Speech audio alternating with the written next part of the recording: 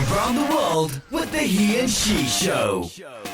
With hosts, married stand-up comedians Doug and Teresa Wyckoff. Offering travel tips, tricks, and stories with special guests sharing their tales and adventures. Now your hosts. Hello, everyone. Wow, it gets worse every time. Oh, that one was really good. After like 2 years, it gets so much worse. All right. I love it. Well, welcome to the He and She Show. Around the world with the He and She Show from our trailer in Hollywood and Zoom in Australia. It's our guest, Ellenor Argyropoulos. Yes, that's what I was going to say. Ellenor Argyropoulos. That's awesome. Well done. Yes. Well done. Wait, Wow. you're our fifth episode of our quarantine edition. And you're in Australia. It was Sydney? No, Melbourne. Melbourne. Shame on you. Shit. Nah. I was baiting you. I knew that. Yeah. Sunny Melbourne. Beautiful day outside. Birds are chirping. Pretty happy. Oh, it's morning there, yeah? So it's actually, what? Oh, a little after 5 here. What time is it there? It's 11 a.m. 11. In the future, because she's at Sunday In the morning future. at 11. Yeah. Pretty That's much. what the future's like. But people don't know because Exactly. this is coming out on Tuesday or Wednesday of next week. So they'll be very confused. Yeah. Yeah. That is true. So anyway, welcome. So Eleanor's joining Hi, us. friends. Let Hi. me do a little intro for you, introducing who you are, and then you can correct me when I'm wrong. Mostly. Sounds good. All right. So Ellenor, we know Ellenor from Hollywood. She's with her family right now in Australia. She is a director. Yeah. And has had her short film has won awards like Well done. Trot Fest. Trot Fest. Trot Fest. Well done. Yes, there you go. And it's So you can see that online. It's called Meat and Potatoes. It She's is. also a director of and content producer for lots of different tourism companies, and we'll talk about that in a little bit. So she's traveled all over the world with her trusty camera, and so she's a director here based in Hollywood, and we have been working together on some fun little projects that someday when the world starts working again. I know, because everything's just on pause and our industry is dead at the moment, but we'll get there. All right, It's so fine. there's my bad intro that I should have done a bit Did she more. It was a Acting? great intro. Did I miss anything? Anything else? No, not really. So just give us your height, your weight real quick. Pretty much. Yeah, all the things. The fact that I'm just amazing. All right. Fair enough. Fair enough. I have a cool accent. So we talked yeah. about Australia a couple episodes ago a little bit, and you did get to hear that. Yeah, did you have any It was thoughts? very You wanted to entertaining hear about our listening to it. opinions about the With criminals that live Dennis there? and Melissa. Yes, with Dennis and Melissa. I can't believe Melissa wasn't even told about, what was it, pies? Like no Yeah. one told her to go have a pie when she was in Sydney. That's just Sydney siders for you. Not okay. Not okay. Sad. I So- know. So you were. There's a bit of a rivalry, but it's all Oh good. yeah. Well, I get that.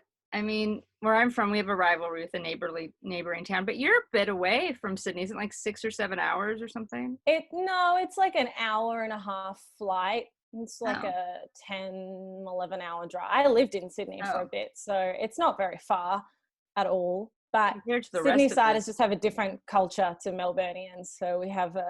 It's like the What's- North and the South in America. What's the difference in culture between the two?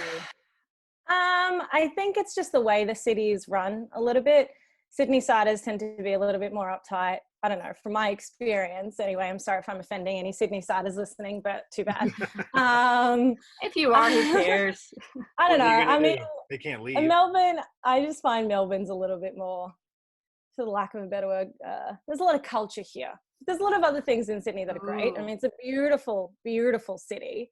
But in terms of cuisine and arts and the way people like talk to each other and relate to each other, I feel like Melbourne's got it down pat. So speaking of Australia, what's it like there right now?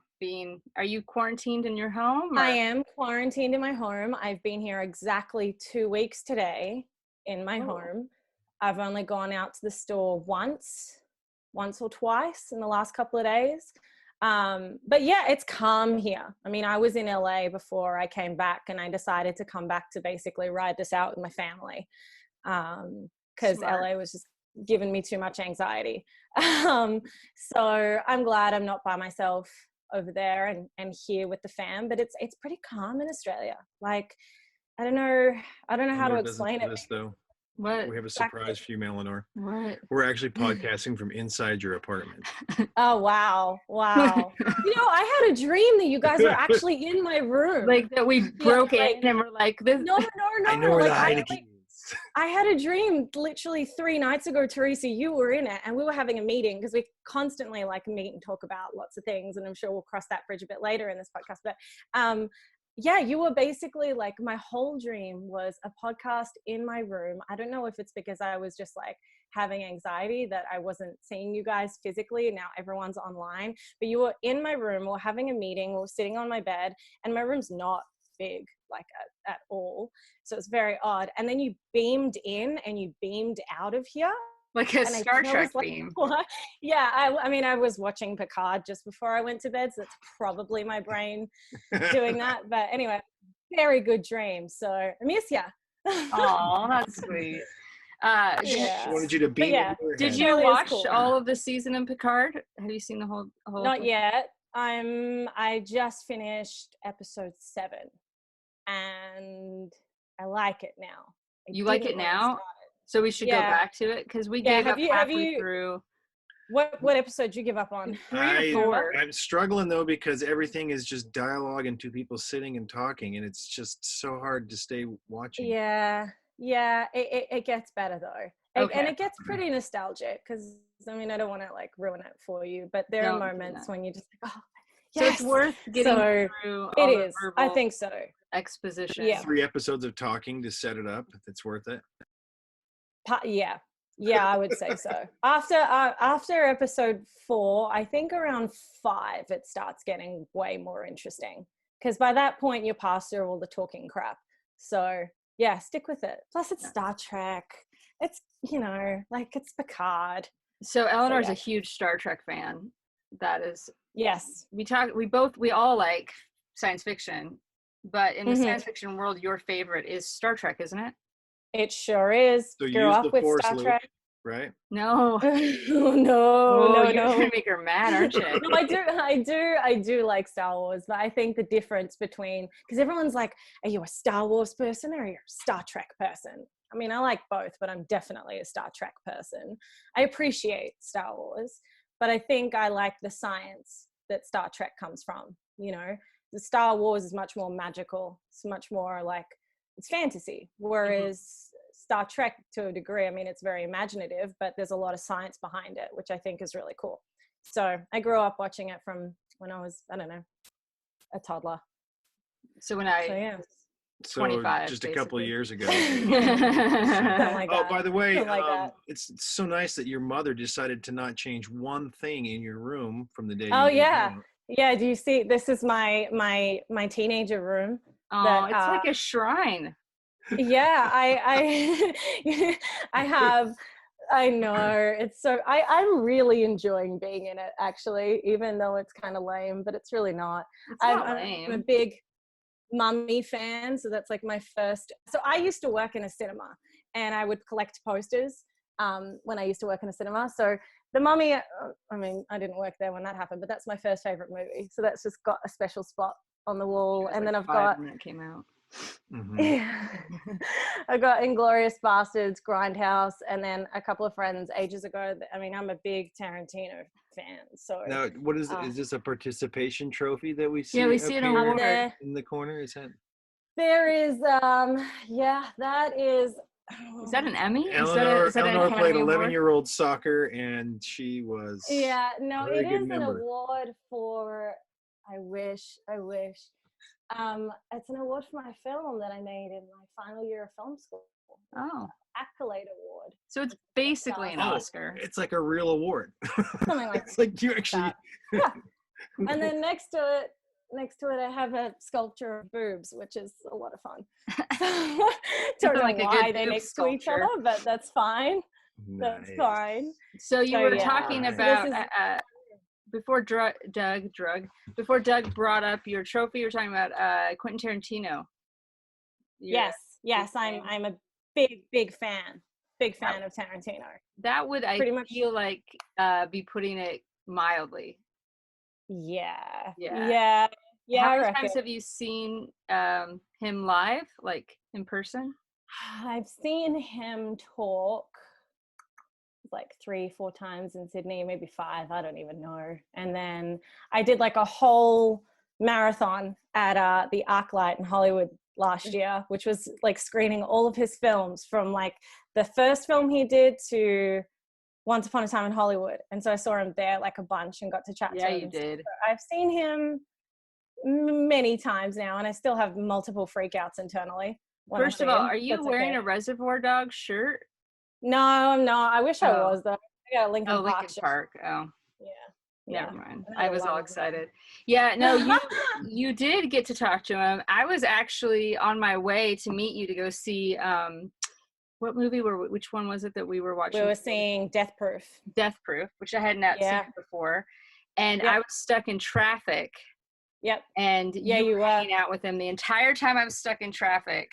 I know. It's all your fault. Like having like the best time ever. I was so sad for you that you were like running so late. It was I was like, Teresa, get here. But at the same time. And now he's sitting next to me. And now we're all talking. I know. I was like sitting on, what was it, the ArcLight? We were at the bar and I was having the time of my goddamn life just watching all of his films. And he was like turning up to all of his movies and which is so laughing cool. the loudest in all of his movies. I mean, what a fucking guy. Seriously. Well, it was pretty crazy because you were texting me every moment right after what happened. But as soon as I got there at the ArcLight, they have a rule that if you're there, what was it, like 5 minutes till? 5 minutes late. Yeah, if you walk in like after it starts, like they won't let you in or something. They won't let you in. So I literally was running to get there. I sat down right before it started, and I look over, and Tarantino's right behind us. And I tried not to react to that. Yeah, that was really, you were like, holy shit, he's right there. I'm like, yeah. Was it before or after the movie that you spilled and broke your glass? It was as the movie was about to start. That was so embarrassing, but so entertaining. Funny. It was so embarrassing. It was like, because we were chatting before you got there, I think, and I was having a drink at the bar, and then, sorry, my phone. And then people like, well, he sat on my table and we ended up having a chat just before, and I realized he was going into Death Proof. So we were chatting on our way in, and then you came and he sat behind me, and because we just had a conversation, plus I'd been popping up at his film, so I think he was starting to recognize me, which is fine. And so you came, and then the movie was about to start, and he was behind us, and you were trying to like be calm and cool, and I was like, yeah, this all just happened. Meanwhile, I'm like trying to tell you what just happened, but he's behind us, so like keep it on the down low. So funny. And then I went to grab something in my bag, and the ArcLight, remember they had these like glasses. Every time you got a cocktail, you would get like this souvenir Once Upon a Time in Hollywood glass, and I had many cocktails because I was having so much fun. So you fun. had about a half dozen in your purse at this time. Pretty much. Yeah, exactly. Like literally. And so I had my jacket, like my jumper, wrapped up in the glasses to just kind of like keep them safe. And so when the movie was about to start, and we're in Death Proof, which is like such a badass movie, the credits start, like the opening, the lights go down and it's about to start, and I go to grab my jumper because I'm cold, and as I rip it out of my bag, my sweater, what is that? Were you Americans call it? Sweater?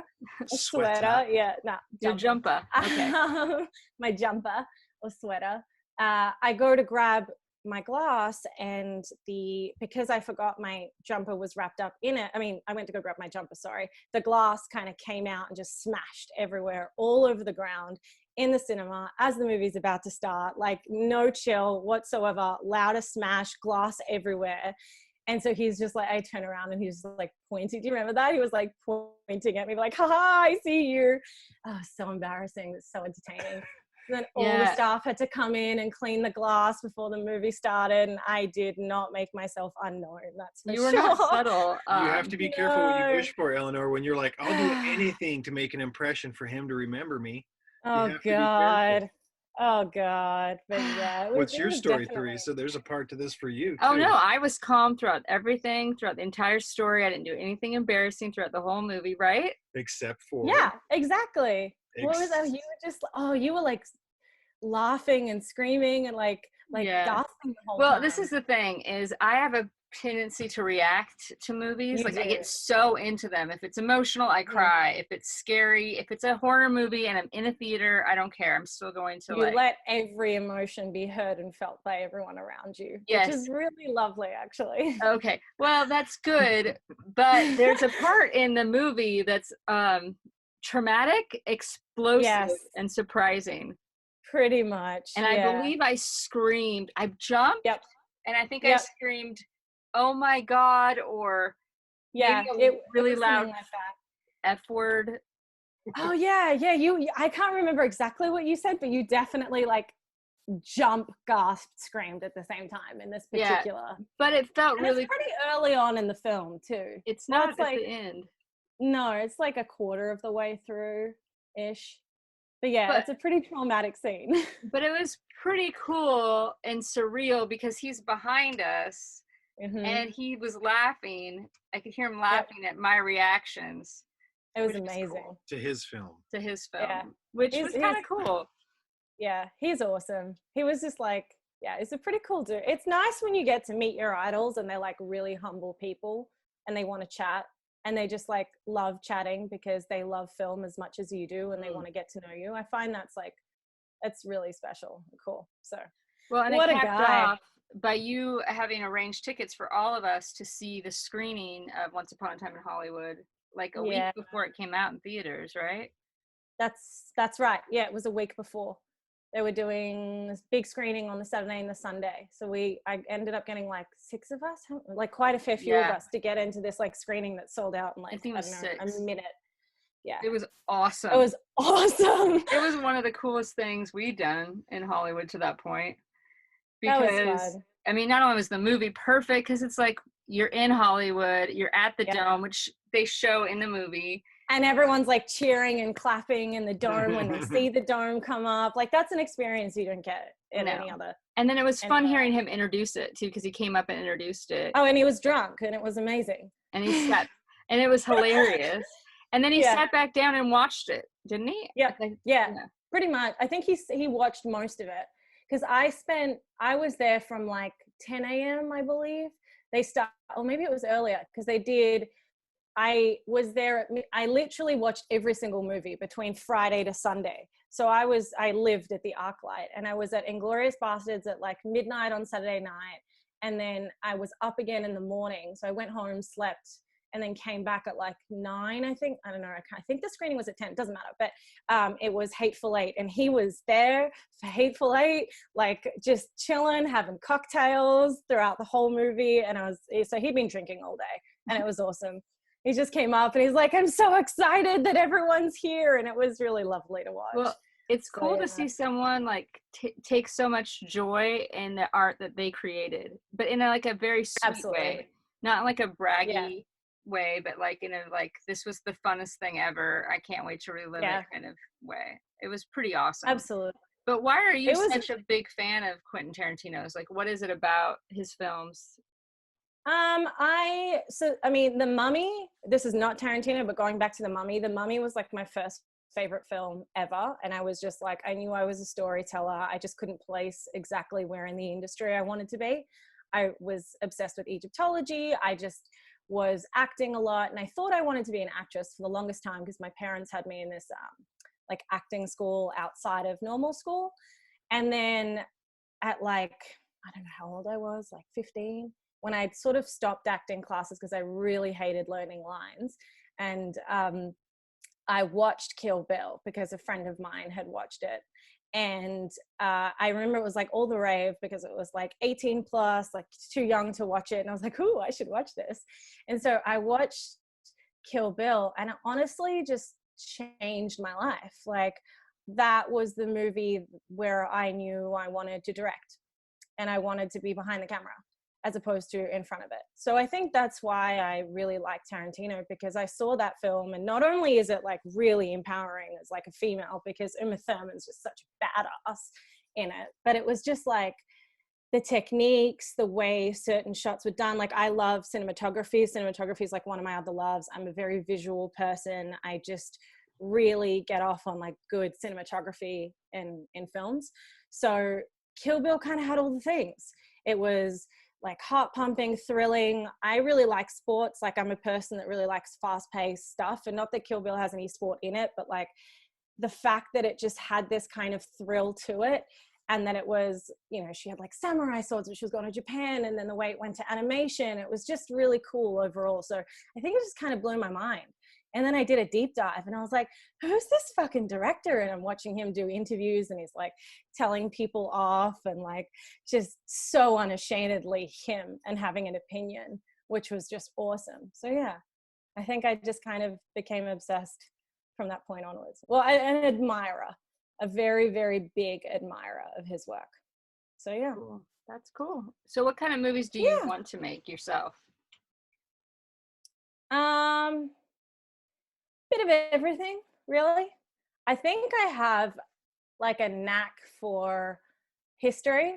I really, really like history. That might be because I grew up in a Greek family. So my grandfather, my mom's dad would always just tell us stories as kids growing up. And I think like, and he would go to the cinemas and like steal bread and like go to watch a movie so we could like sell bread and like have it as like a ticket so we could go to the movies. So I think history's always been something I've been interested in and ingrained in me. So I think the stuff that I'm going to end up making is going to be biopics. I like real stories.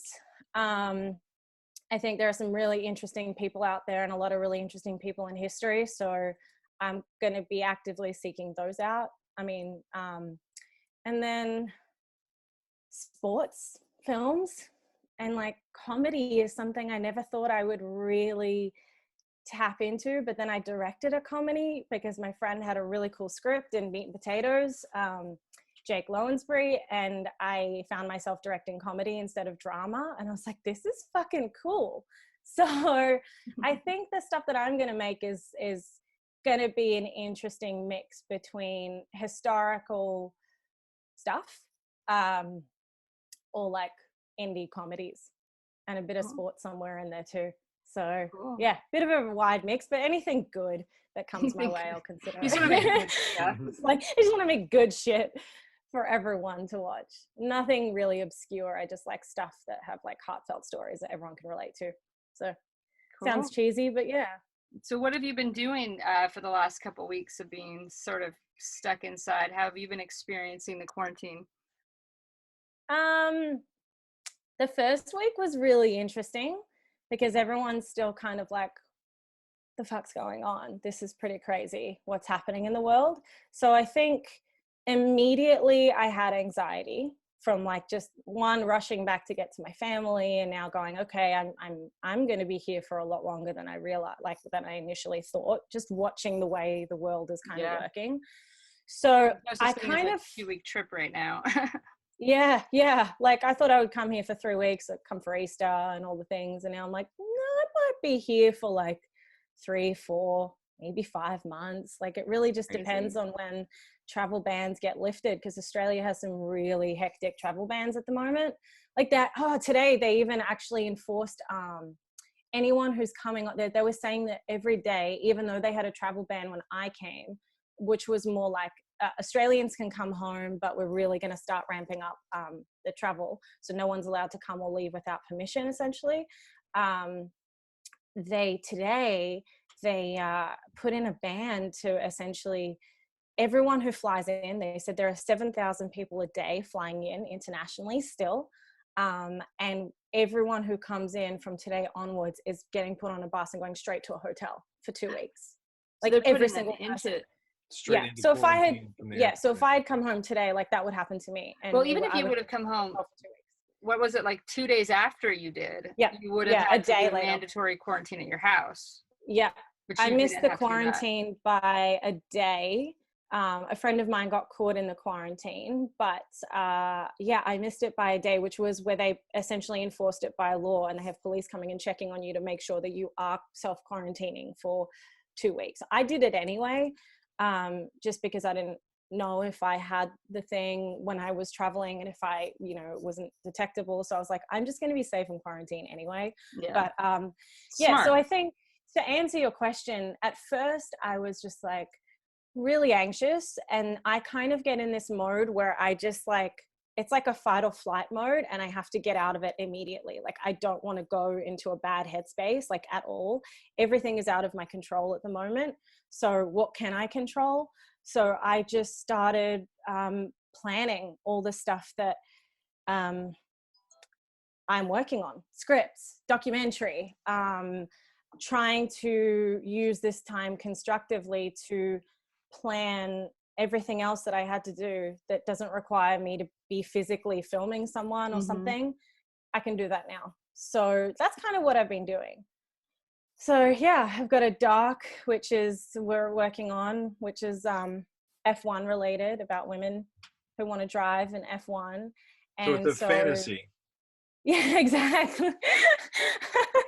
I mean, this guy. It's fictional. Yeah. It's a fictional fantasy. Exactly. Fictional fantasy documentary. So we're going to be talking about misogyny like that. Right. Exactly. Right? Exactly. Something like that. So, I mean, there's no sport happening in the world right now, like none, which is really strange because I'm a sports person. So I'm like, what about the virtual F1 drivers? I watched that. That was good. I feel like sport, I don't know. I can get very stressed and angry, but just not angry, but just frustrated, I think, because there are a lot of things in the film industry that are, especially when you're trying to get noticed at first, a lot of things can be very frustrating because it's just you're in it for a long haul, and it's quite a slug for quite a while. So there's a lot of stuff that you have to deal with that's like just daily frustration. So I think sport is my outlet for a lot of that frustration. And now I don't have any sport. I'm just like, fuck, what do I do? I'm like, I feel like I'm bottled up, So I watched the virtual game, and it was good. It was fun. It didn't go for very long, but it was just nice to cheer for something. So did Lewis win that too? No, he wasn't in it. His brother was in it. But I think they had they had like celebrities. They had like Liam Payne from One Direction. They had like a couple of current drivers. One driver, his name's Lando Norris. He's pretty entertaining to watch. So I was just watching it for the laughs, really. No Spice Girls were in it, huh? No. That'd be nice to see someday. We should work on that. No. So during this time, I've just been like, well, since none of that's happening and I won't be able to film anything, anytime probably this year, excuse me, I'm just planning. And it's been really nice to do that and have like the dedicated time to actually work on scripts and a couple of other projects I'm working on with different people. It's just like, okay, well, now there's no excuse to basically go, okay, I've got work on today. Like, paid work is obviously a priority, so that's just going to be pushed out. Now there is no reason to push that out because no paid work is coming in. So yeah, that's kept me kind of zen, really, which has been nice. Yeah. Cool. Nice. Yeah. How about you guys? This podcast has helped a lot. Yeah. It's good. I like it. Some days we don't really want to do it, but you force yourself to put makeup on and take a shower and so hard. I still don't shower. Sit in front of the camera and talk to somebody else. We're not suffering as much as others because there's two of us here. Yeah. Yeah. Yeah. We've talked to people who are you also alone. Have people with you. Yeah. Like single people who are alone in their apartments and they're like, all I really want to do is just have a hug. Oh, isn't that the Yeah. It's so sad. I know, it is sad. I know. I have like this writers group that I'm a part of with a couple of girls in LA. Half of us are Aussie and half of them are American, and we're all in LA. But so we've been trying to keep up with just like our bi-weekly meetings to keep it going, just to keep some sort of structure and normality going through all of this craziness. And one of the girls, she was like, I'm so happy to talk to you guys, even via like, FaceTime, because I've been in my apartment for a week and I physically haven't spoken to anyone in like a week, and I'm going nuts. And it just sucks. Like, I didn't realize how important physical, like face-to-face contact is. So yeah, so I agree. I'm lucky I've got my family and you guys have each other, but there are so many people that are by themselves. They're like, oh my God. Yikes. People don't realize that the worst punishment you can do for a human being is put them in solitary confinement without any human contact. I think introverts can handle it a lot longer than extroverts. I'm actually enjoying the vacation. It's kind of nice. It's really no different than your normal life. Like, Teresa still has to force me to go outside and walk the dog, and it's like, I don't want to go out. But other than that, that's about the only difference. The amount of couch time I feel like is exactly the same. Quality couch time. Yeah, all of that. Have you been binging anything in this time? Any binge watching? So many things. I have a list. I've ticked off 4 things off the list. I just finished watching His Dark Materials yesterday, which is like, it's really good. I liked it because I remember the movie The Golden Compass came out like ages ago. Mm-hmm. And then it's kind of nice seeing the show because they delve into so much more. Like, there's a point where it just kind of like goes further than the film. So that was good. I enjoyed it. I didn't like the books. Good. Oh yeah, there you go. That's worth it right there. Yeah, exactly. No, but it is good. Have you read the books? I didn't like the books. I got really angry at book number. I can't remember which book it was, but I was like, how many books are there? I think there's 2 or 3. Okay. Yeah. I'm pretty sure. But I was listening to them on tape on a road trip, and I got like really mad for some reason. I don't remember what part of the book it was or which of the books, but I was like, this is stupid. But then I did still watch The Golden Compass, and it was like, it was okay. Yeah. But we'll probably watch it. I mean, it's HBO. The show's good. The show is good. Exactly. I mean, the quality is definitely there. So it was good. I can only watch like a couple of episodes at a time. I couldn't binge it in a day because there's just so much going on and so much information to retain. So it's kind of a good binge over a couple of days. What else? I've been catching up on Walking Dead because I was like a season behind on that. And then I watched Lock and Key, which is on Netflix. I watched that. You didn't watch that. I watched that. Did you like it? What'd you think? I liked it. It was interesting. It was different. It was definitely more kids. Because she didn't recommend it for me to watch. So. Oh, this kid's gonna get tight. Actually, this is gonna be a tough. I feel like we started to watch an episode together and you weren't into it. So then when that happens, I go off and watch it myself, like when I'm working. I'm just dying to know. Do you guys have Tiger King there in oh my gosh, Netflix? We do, and I'm like trying to convince my family to watch it with me because oh my god, are they around? Do we need to talk to them and tell them? We should because like. Honestly, I know. I'm like. Not only is it about meth, but it's just like taking meth. You can't stop. So funny. Oh no, you have to watch it. Everyone in America is watching it. And you have to watch it together. I watched the trailer. Yeah. Everyone is like, oh, I don't know. As soon as they watch it, they're like, holy shit, you guys were right. Yeah. And then you have to record each other's reactions to the moment. Oh my god. Yeah. I'm keen. I'm so keen to watch it because I put on, so we were trying to watch, like, we had really good family time last night, which was really nice. We were watching Picard a little bit, and then it was like the first time like all of us are on the couch, like not on our phones and not on our computers, and just like, we're going to watch a movie. I was like, all right, cool. So I suggested that, and I played the trailer, and my parents are like, what the shit is this? And I'm like, America. Like, America. It's so good. And my sister and I were like looking at each other, just like laughing, like, what the fuck is this? This looks awesome. They filmed it for 5 years, and the thing that I'm most impressed about is the editing. The editing is so good. It's all as a documentarian. You have that's the thing. I'm like, I feel like it's also my duty to watch it, and I can kind of get around my family that would be like, guys, like I need to watch this so I can study it, and then maybe I'll be able to get around. It's the same people who did the documentary about the Fry Festival. That's right. Yeah, the good one. There were 2, and it's the ones that did the good one. The good one. I saw. Yeah, the good one. Not the Hulu one, but the Netflix one. The real one. Yeah, I never saw the Hulu one. But I watched the trailer, and I think my parents were really confused. So we ended up, of all things, watching Book Club instead, which I don't know if you guys have seen that, but it's like Jane Fonda and like so badass. It was actually really good. Oh. And then Ferris Bueller's, but because who doesn't love Ferris Bueller during a time like this? But I feel like next time it's like my choice, and I'm gonna convince him because it looks awesome. You guys have seen it, right? You living in America, they need to watch it as far as like their understanding of this world in which you're living in. You'll be like, it just makes me feel like home, you guys.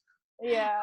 Meth and tigers and polygamy. Although, yes, don't give away anything. You're giving away way too much already. It's all in. It's already in the trailer. Like I already know. I didn't watch the trailer, and I'm so glad I didn't, because I had no idea what to expect. So you just started watching it, and you were just like, "What am I watching?" The first episode, I was like, "This is weird. I'm gonna keep watching it, but why are we watching this?" We were like, "What the fuck?" How many are there? Like, how many episodes are there? Gosh, like 6, 7, something like that. So there's quite a long. It's not. Yeah, it's like Yeah, but once you start, like I'm telling you, you're not gonna. It's like you'll just be like, it'll get to the end of one, and then you're like.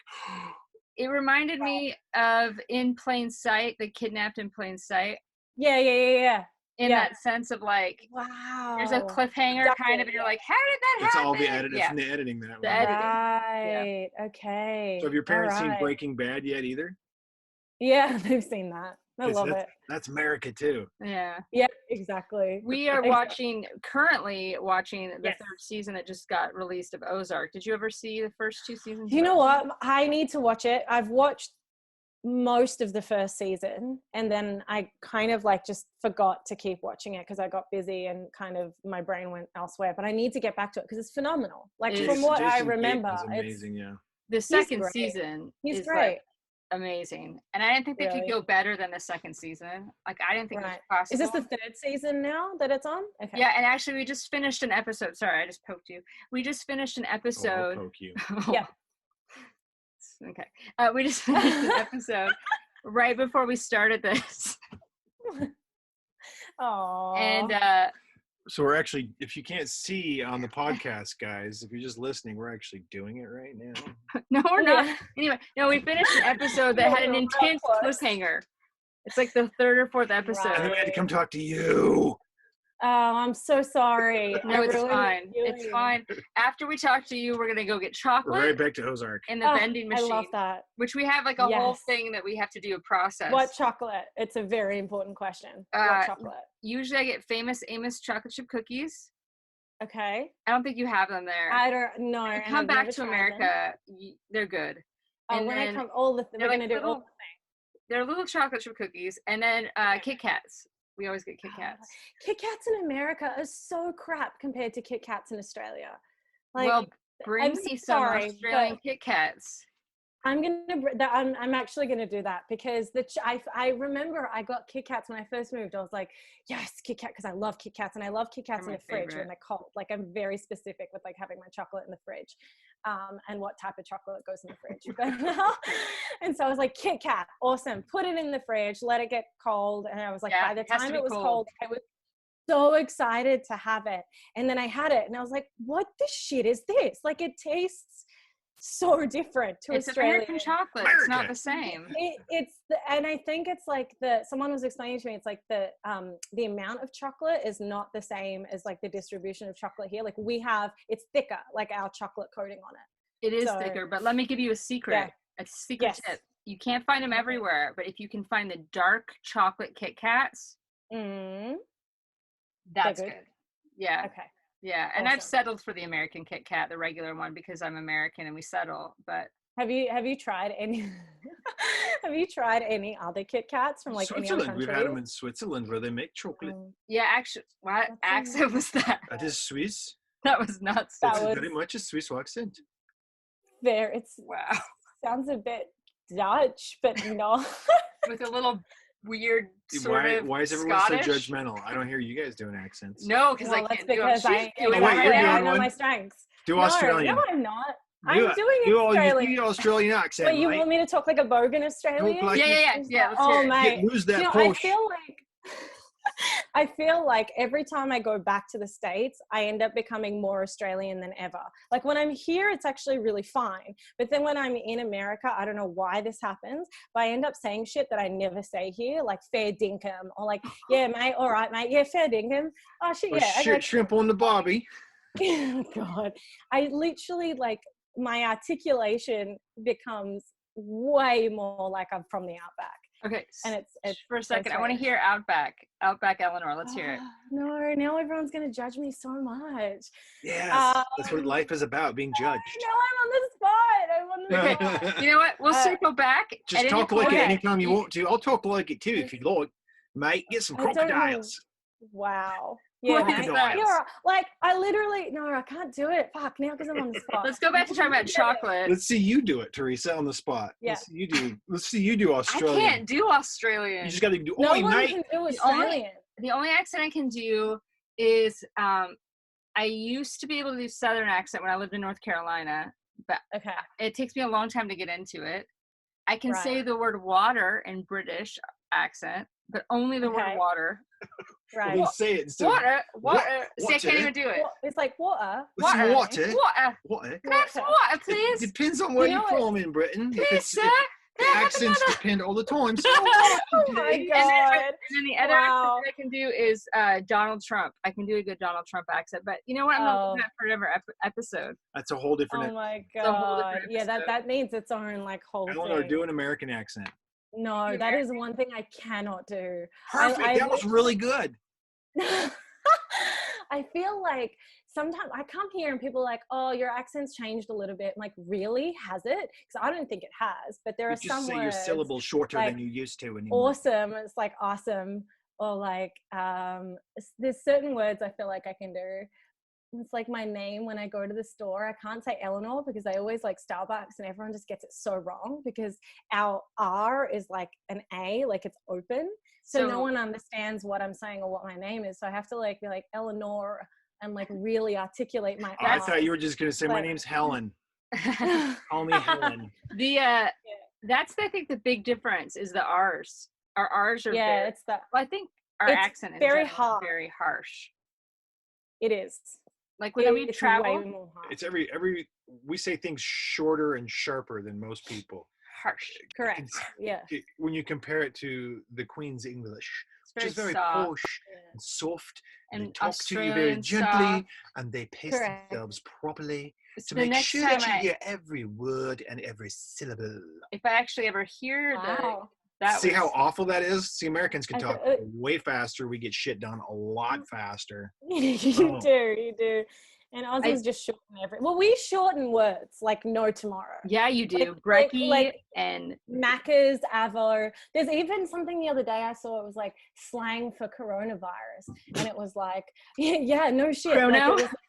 It was like, oh fuck, I should find it. And like, because it was so entertaining. It was like, there were like 6 or 7 different words that were like, it was like even vaccinated or something, not vaccinated, like tested. And it was like, oh shit, I can't even remember. I'm not going to do my country a good service if I don't remember properly. But it was just the fact that everyone's already started shortening things so quickly and it's becoming a thing is very entertaining. So yeah, we shorten everything. Got the cove. Got the COVID. Got the cove.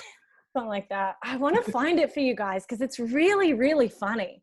So, but yeah, So we'll get back to us on that and we'll add it in post. We'll clip it in here. Yeah, you should definitely just send me a recorded message. We'll fix it in post. Just pop it in to the audio. Yeah, exactly. Version. Wait, no, I think I found it actually. Oh, good. I've already found it. This is a good thing of having my computer up while I'm chatting to you guys. These little Generation Z. Ossifying the coronavirus. The people.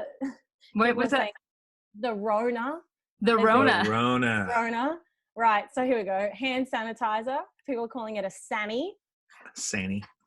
Self-isolation is in ISO. In ISO. In ISO. The Rona needs no explanation because it's Corona. And then someone here has delightfully put magpie, which is a supermarket hoarder based on a swooping bird's keen interest in grabbing and hoarding shiny things. So it'll be a magpie. To use them all in a sentence, me boss tested posi for the Rona, so now I'm in ISO. Popped down to Woolies for some Sanny, but it's been bloody magpied. That's amazing. That's awesome. A whole different language. Oh, I love that. Australia. So Australia, mate. So you've been all over Australia, right? You used to work. What did you do with Tourism Australia? I used to content produce for Tourism Australia. So But they had a campaign in like 2013, which was this thing called Best Jobs in the World. And they were essentially advertising. It was like a really big deal here. They were trying to get international travelers to come into Australia, and they gave them jobs in different states. And each job had like a title. So it's like outback adventurer and like lifestyle photographer in Melbourne. And I think the Sydney one was like party animal or some shit. So long story short, I ended up applying for one of them and then got a call from Tourism Australia to essentially just do content for them instead, because I had a variety of different skills that were like photography and filmmaking. And I had been on a documentary before I did that, which was like filming these 4 guys who were cycling. Well, that's probably where my story starts, actually. They cycled from London to Melbourne to raise money for like an awareness for child trafficking. And wait, like, question. London, yes. there's a lot of things between London. There are a lot of, like just water. like bits of water. So they like rode down to the ferry and got on a boat, and then it went all the way to Australia, and then they just rode off, and they're like, we did Pretty it. much. Yeah, it took them like 18 months. It took them a long wow. time to do it.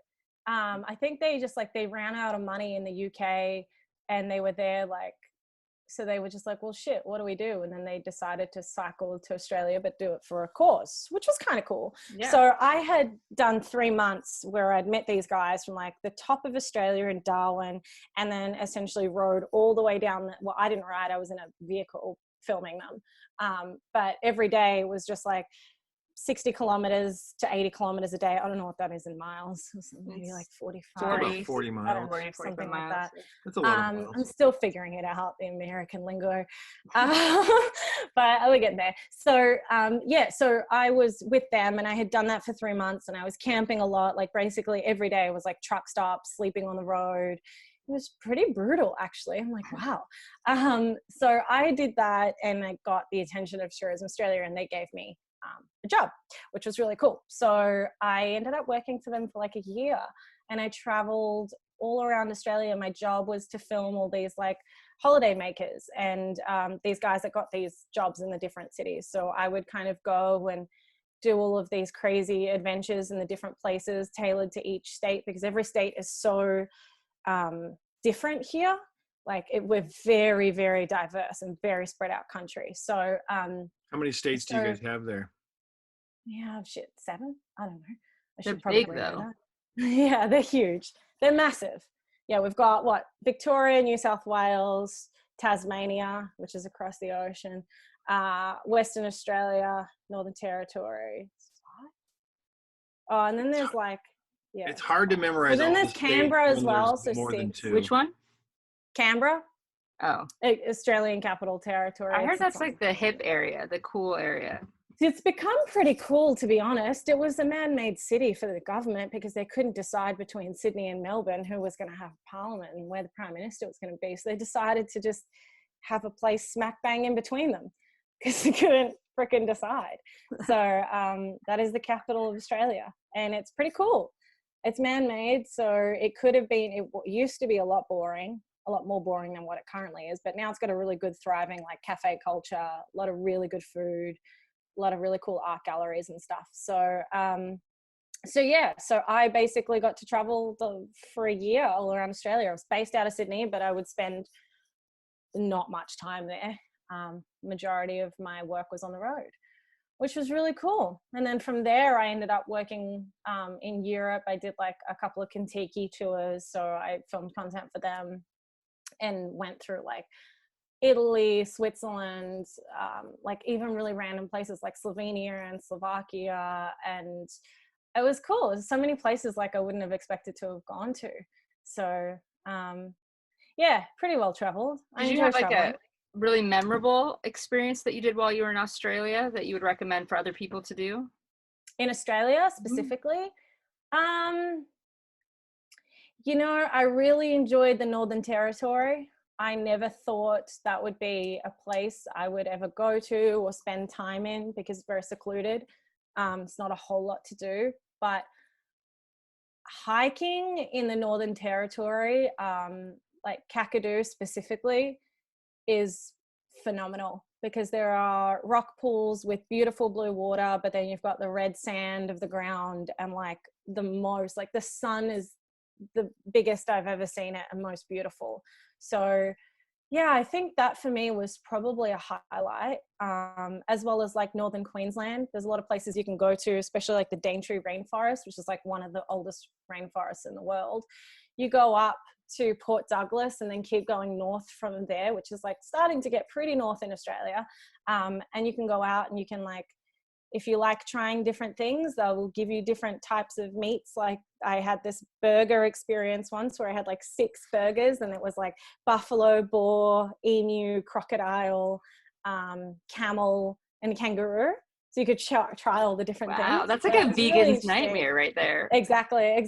So if you're a meat eater, that's a experience. But you go there and all of like the outback pubs and like roadhouses, they call them. So basically service stations, but they're roadhouses, where people stay in hotels and stuff. They have like crocodiles as pets and stuff out there, or like cane toad racing and all this random shit that you just don't see anywhere else. So that was kind of a highlight too, because it's just like, what is happening?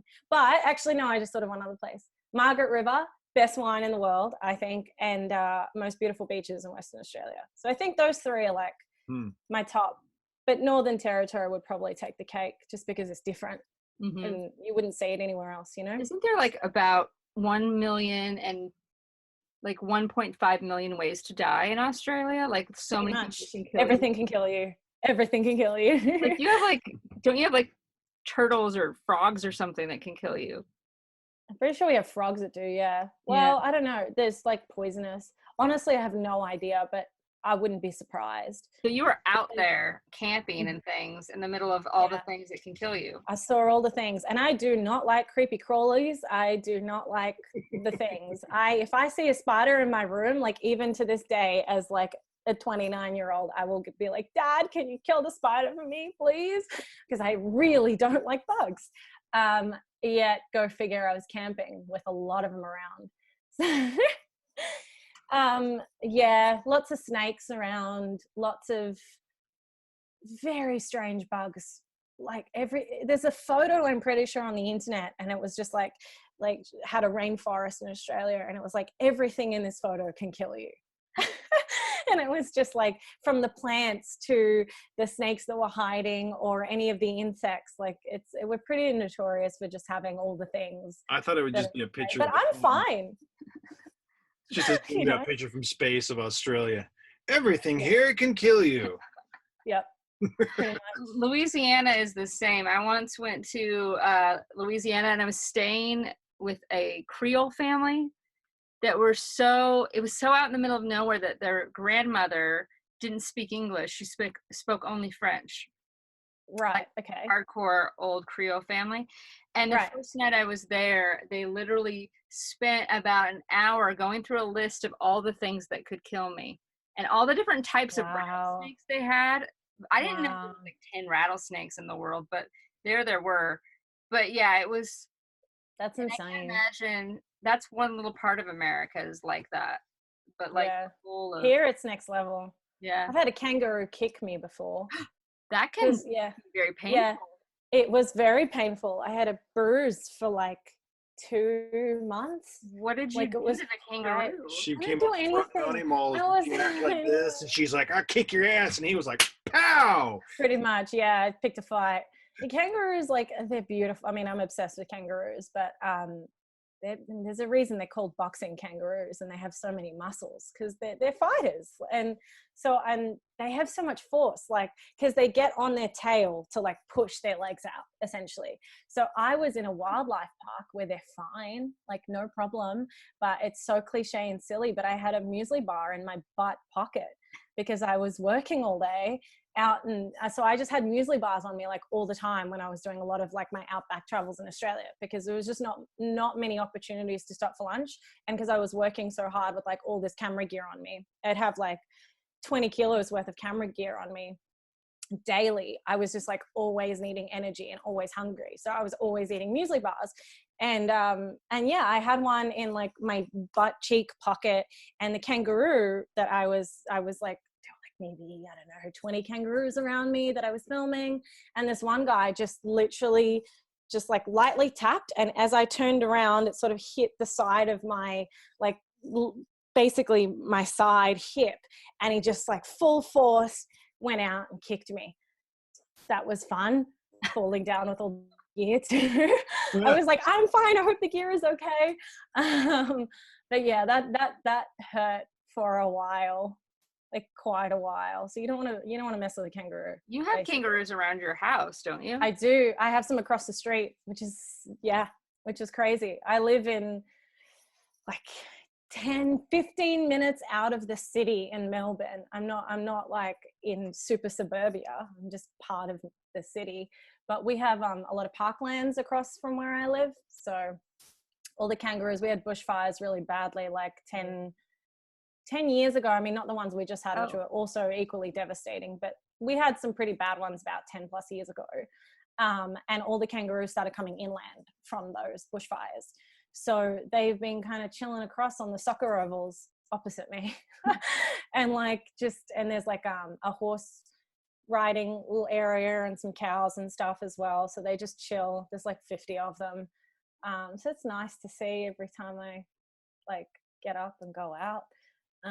But then, recently, because of the bushfires we had this year, I've seen them, like we have army barracks around and like all these other places that they've just been kind of hanging out at, which is really bizarre to see when you're driving on the road and you look across and there's a park and there's like kangaroos. It's not something you're used to seeing in Melbourne. In the outback, fine, but not here. So that's now become a reality because of the bushfires. Wow. Kind of nice to see them though, but yeah, a bit sad that they've had to leave their homes. So yeah, that is really sad. Have you noticed any difference to your area coming home? I know you haven't really been able to leave too much, but coming home since the fires?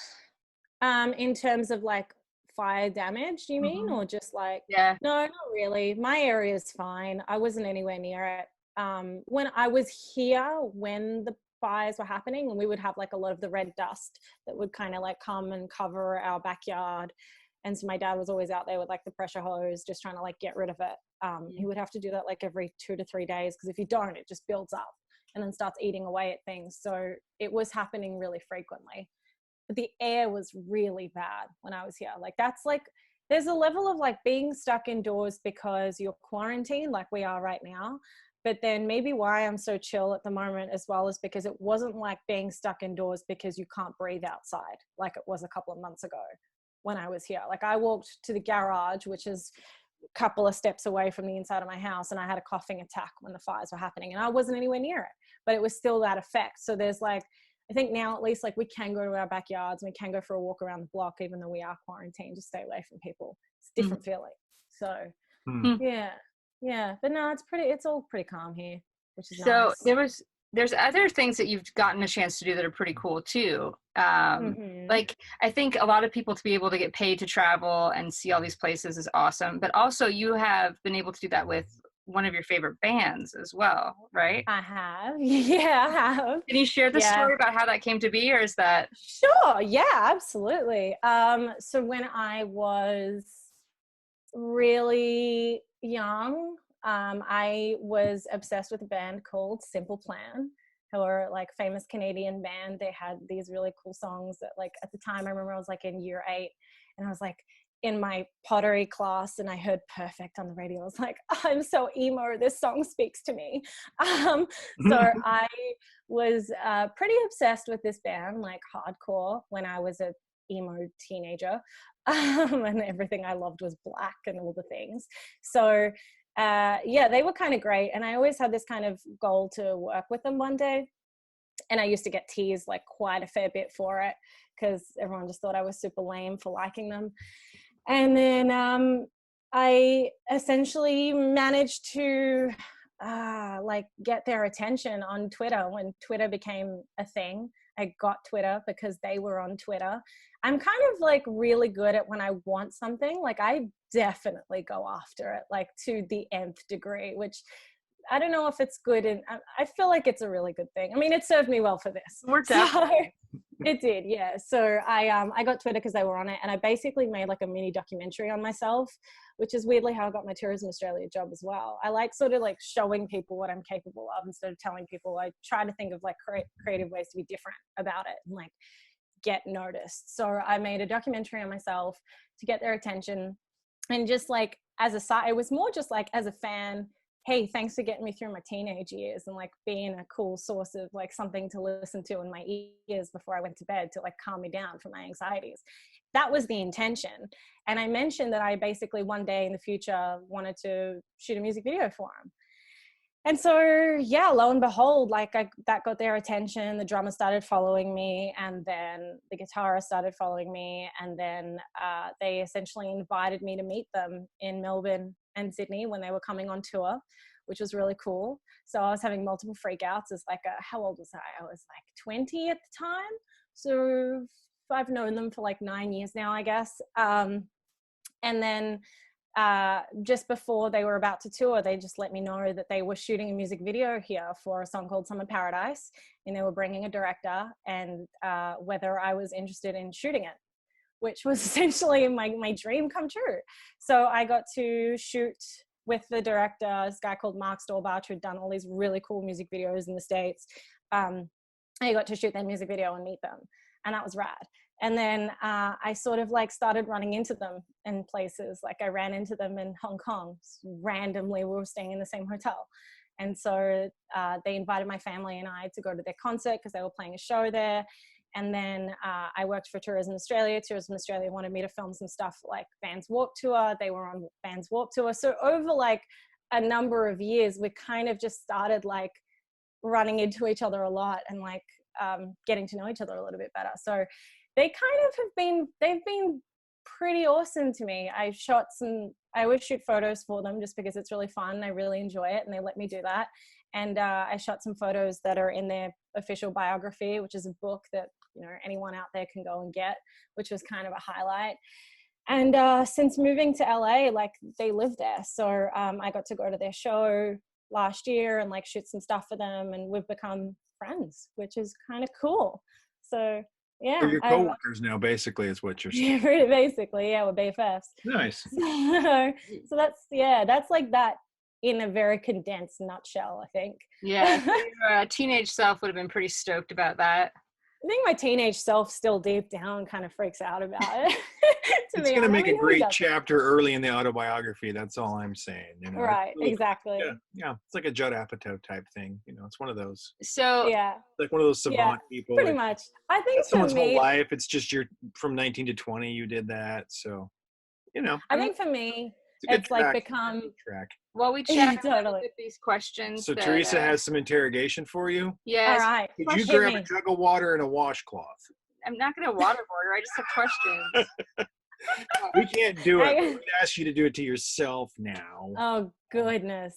No, I'm going to look oh my God. Yes, you're Australia. Grab a can of Foster's and a washcloth. God, no one even drinks Foster's out. Like this, it's so funny to me, like the things that like Americans just associate with Australia, because they're not actually things that we do. So like, I mean, they're like really in the outback. No one all carry a that. big knife. You don't have crocodile belts and shit like that. What? No. I mean, it'd be fun if we did. Crocodile Dundee, I think, did. Yeah, most of that comes from that movie. But yeah, it's all well, that's the reference all of people, especially I know. Age have. Yeah, it's funny because everyone's like, "Oh, you're Australian. Do you ride kangaroos?" And I'm like, "No." I know. Like, do you know how many times people have asked me that question in America? Break, or is it pretty easy? I don't feel like it would be possible to ride a kangaroo. No, it's not possible. But I've had so many Uber drivers in like LA specifically that have like asked me that question. Some of them say it as a joke, but I swear to God that like half of them are dead serious. That's not true, Ellenor. So if you wear spurs, you can ride a kangaroo. You just got to spur them hard enough. You could ride anything. Yeah. If you could ride anything. I could, yeah. As Teresa says. Let me see it. I can ride it. Wow. Oh my God. Brave. So brave. Wow. I tried to get us to buy a wallaby. You wanted What? finger monkeys too. I wanted finger monkeys too at Finger that monkeys. same stage. What else did you want? They're little monkeys that are this big. I know. I'm so basically a cute. half a step from being the Tiger King. I'm like, Well, that shit's illegal. No, it's And not. we're not doing math. No, it's not. And wallabies are a big thing right now. There's wallaby farms in the US where You you wanted can a pig. Really? you can adopt a wallaby, which is Right. basically like a little kangaroo. Right. Yeah. Wallabies are adorable. And it's They're like there's super a cute. I did a Wait, they deep have them dive. in the States? Yeah, they have them in the Interesting. States, and they're supposed to be good for like keeping your yard down. Mowing Right. your lawn. And they're I supposed had one. Goat. and usually they get along pretty well with your Uber driver dog. once. What? Oh my God.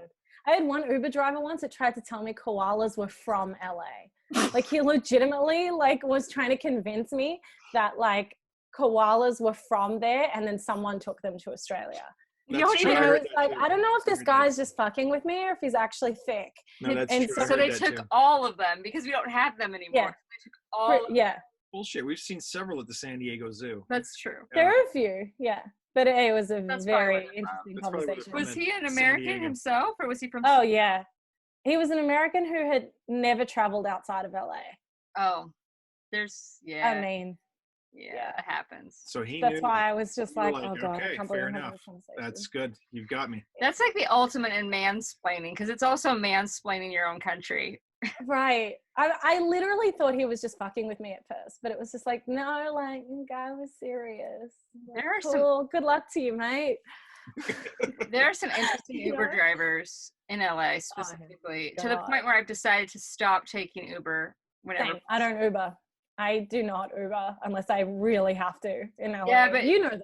I walk everywhere. Yeah, but that is its own Also, risk. its own issues. We were just Especially in talking West about that. Hollywood. I know. I think we were talking about that in the episode with Dennis and Melissa. We were talking You were. specifically about you, but without saying your name. What did we say Yeah, about it? that Well, was me. just all of the horrible things she's encountered by having yeah. to walk. So in now Hollywood. if you want to do some detective work, go back and listen to Dennis and Melissa's episode. And Sure. you'll know that it I'll was know.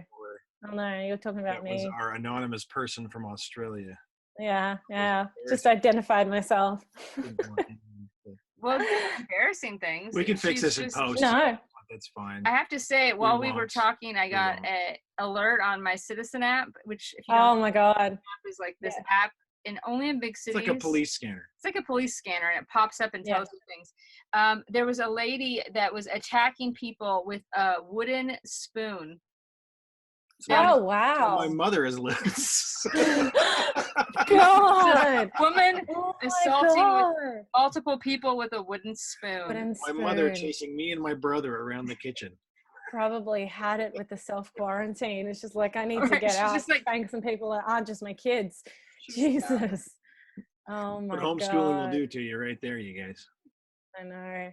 I had a friend of mine I was chatting to the other day. I was like, I'm sorry, it's been so, like, I haven't responded to you in like 4 days. I'm just dealing with the fact that I have to deal with my children every day and school them, and it's really hard. Oh, yeah. That's a whole level of something that people are going through right now that I'm. Moms who stay home, who haven't had to stay home with their kids, they're stay-at-home moms, or they Mhm. work and drop their kids off at school. Now all of a sudden they're home with their kids all day long. Yeah. I don't know how they're doing it. I mean, it's hard enough having a dog that we get to walk. You can't like put your kids on a leash and walk up. Maybe In LA, I feel like I've seen that actually. Did you, so have I.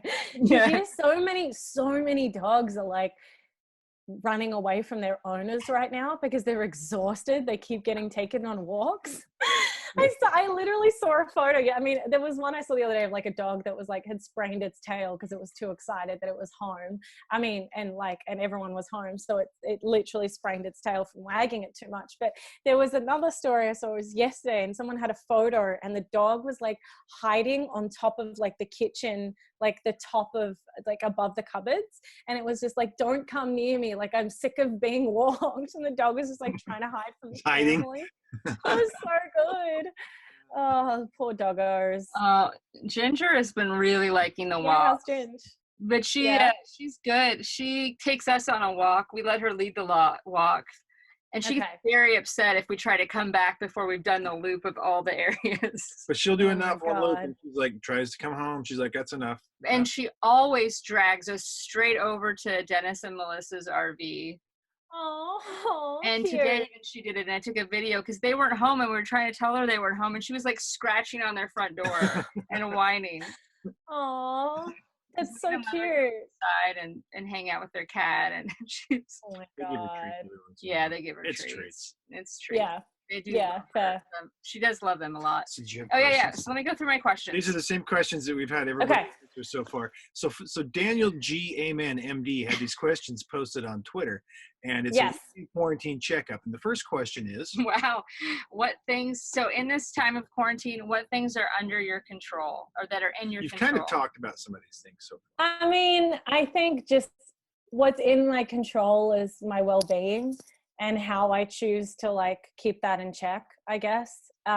What's in my control is the work that I can do to just like keep myself motivated and grounded and not go crazy. So yeah, I think it kind of goes back to what I was saying before, is like using this time to basically work on scripts and stuff that doesn't require needing like a lot of other people face-to-face contact. So I think those projects are keeping my well-being in check, which is in my control. Yeah. And then what lessons are you learning from this moment in time? Lessons. You didn't know this was going to be like a whole interrogation. No. I feel like, I mean, I kind of knew it was coming, but at the same time, I should have still thought about it more. Lessons. No, we like it just like on spur of the moment. So you I know. We change them up. I think, I don't know, lessons, I don't even know. Wash think your lessons hands more just, but I want to go deeper with it. Like, I feel like I want to say some philosophical shit because like you've missed a hug from a person and that's all you want. I think one thing we're learning is just like the value of face-to-face contact and like people and friendship. So it's a lesson in just like, I don't know, maybe like, it's weird to say like less on social media when we're all on it now, but it's more just in terms of like valuing different, like, you know what you're missing. Yeah, something like that. I don't know if that makes sense, but no, it totally makes sense. Do you want to ask the next question? So the question number 3 is, how are you using your time wisely during this stay safer at home time? How I'm using my time is my work and just keeping creative, which kind of goes back to question 1, I think. Yeah. I'm using this time to like, I had a lot of stuff that I'm planning. Like it's like maybe 5 or 6 feature films in my head right now that I've just been trying to get to paper. A couple of other ideas, a course that I might teach in travel filmmaking, which could be kind of cool. Because now I'm trying to like make that transition into film. So the tourism stuff's going to start becoming less and less of it. So it's like, how can I use that? So I think what I'm doing right now is just keeping the work going, the creative work, and just planning everything I didn't have time to plan. And it's kind of nice. I think I'm using this. It's like a blessing in disguise in a weird way for me.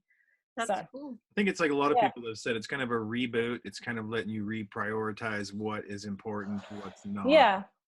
There's like books I wanted to read as well. And I think like I always forget to read them because I'm so busy. I'm just like, I have a film I need to watch because that's going to relate to something I'm going to plan here. And like everything I've been used to do when I would watch something was like, I have to do this because I'm studying it. I don't think I actually allowed myself to like sit back and really enjoy something just for the fun of it. I haven't done that in like quite a while. So I've been using this time to do that too, which has been nice. Yeah. And then the last question, what better version of yourself do you see emerging from this time in quarantine? I have no patience, and I think I'm going to come out of it with a little bit more perspective on patience. And that's yeah. I think like I'm a very impatient person. Sometimes it's a good thing. Sometimes it's not. Like a lot of the times it's just like I get really frustrated. Certain things aren't, because I'm just so go.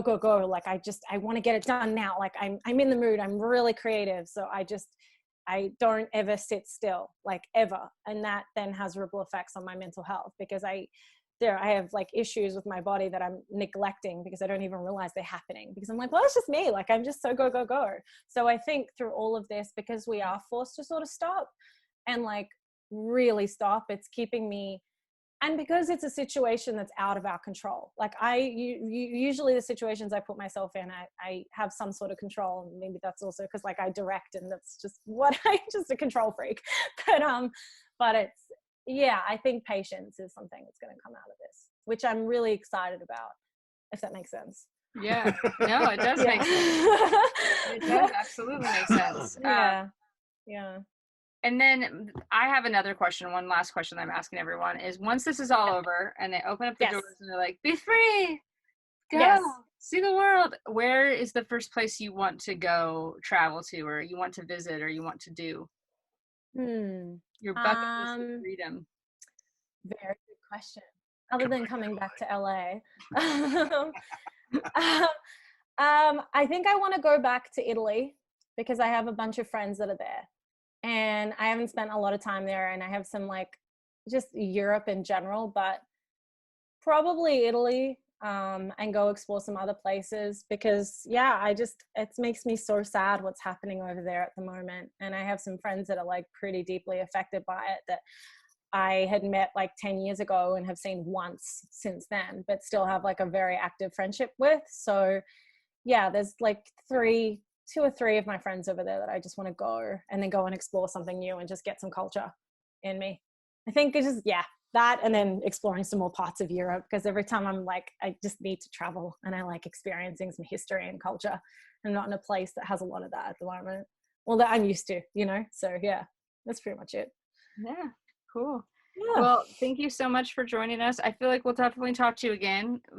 Totally. Thanks for having me, guys. That was a lot of fun. I feel like we should definitely do a checkup. I could chat again when you are out and about, maybe back here in LA.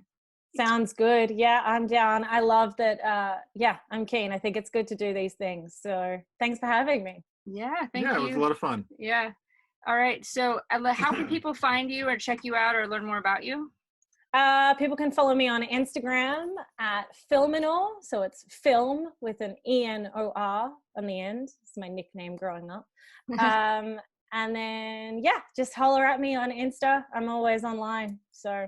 All right. And then on our blog on the heandshe.com, where it's our podcast, we'll have more information about this episode if you want to read about it. And I'll have a link to your movie, Meat and Potatoes. So people can watch it.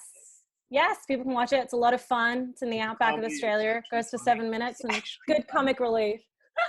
What's funny is that it's like, thank you. I appreciate that. It means a lot coming from you. But it's funny actually, because it's like an apocalyptic film. It is. About like a husband and wife having a domestic because they're stuck together, which I think actually is really relevant in this time. Yes, very relevant. Yes. It's time for people to watch it. Yeah, it's apropos, very relevant. We should probably rewatch it actually to see our. Yeah, it's an education. It's no longer a comedy; it's a documentary now. Right, exactly. I should probably like tell the world, like, so this film I made is a doc. Is a doc. Yeah. If people want to watch that, it's on YouTube, and you guys can share it. So. All right, I'll post around the places, and then that's the heandshe.com, which in our little thing it'll talk about. So thank you so much, Ellenor. Thank you.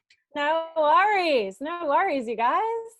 Thanks for listening to Around the World with the He and She Show with your hosts Doug and Teresa Wyckoff. If you like our show and want to know more, check out our website, theheandshe.com. Support us by subscribing on iTunes and leaving us a positive review. Safe travels till we visit again next week.